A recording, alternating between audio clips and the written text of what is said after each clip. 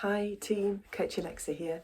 Um, I had a question. I was doing a training day for a charity at the weekend, taking questions in the open forum, but also hanging around in lunch and at the end for people to come up and ask one-to-one questions. And one lady, slightly embarrassed about things, I think, crept up to me and asked a question at the end of the day about how when she goes out for a run, particularly long runs, she really needs a poo.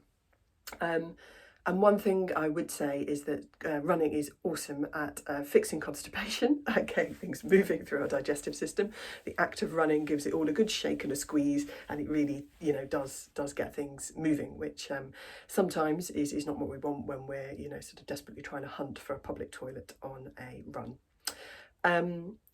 Next important thing to say is if this is a change for you, so if it's something that's not impacted you before but now is, or perhaps it's impacting you outside of running as well, it's always worth going to see a doctor and get things checked out. So what I'm talking about here is basically just your normal digestive processes speed up, so any other digestive symptoms that you're getting, always worth getting checked out by a doctor as well.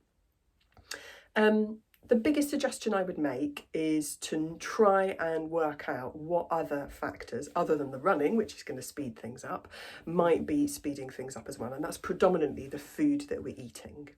So one of the sort of stalwarts, I guess, of a healthy balanced diet is to have plenty of fibre, which is great. But fibre as well speeds up our digestive system. So we get a double whammy when we have a high fibre food in our digestive tract and we're going for a run. So it's worth just thinking about the timing of that fibre. So breakfast before a long run, perhaps, maybe a lower fibre option, so go for white bread instead of brown or whole grain. Oats are actually relatively high fibre as well, which is, porridge is quite a popular pre-run choice. And also think maybe about dinner or lunch the day before. So not avoiding fibre the whole time, because I say it is really healthy, but just thinking about the timing of that, because that fibre is also going to be a contributor to speeding up that digestive transit. Other things to think about on that front that some people can find, speeds things up a little bit are high fat or quite spicy foods. So my best suggestion would be is keep a little bit of a diary. If this is something that impacts you, if it doesn't, fine, don't worry.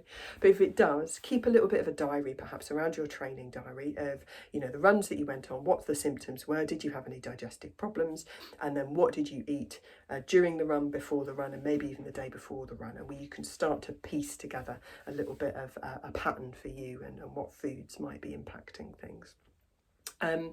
The other thing to bear in mind is the common snacks that we might have pre-run or during a run. So, bananas and some fruits like pears, again, are quite good at speeding up our digestion. Dried fruits, particularly things like dates, which are all quite good sources of energy on a run, and we might be reaching to for our on-run fuel. Energy balls, the sort of more natural, low processed food energy bars often have dried fruit and dates as the sort of glue that sticks them all together.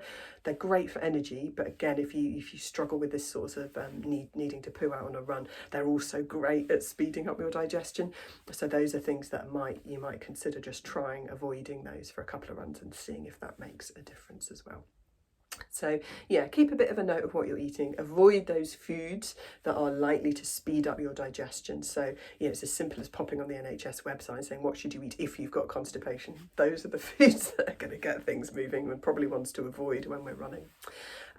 Keep a bit of a food diary, but if you are worried about any other altering symptoms or changes in your poos, how often you're going, whether they're happening outside of a run or if this is new for you, always worth popping to see a doctor.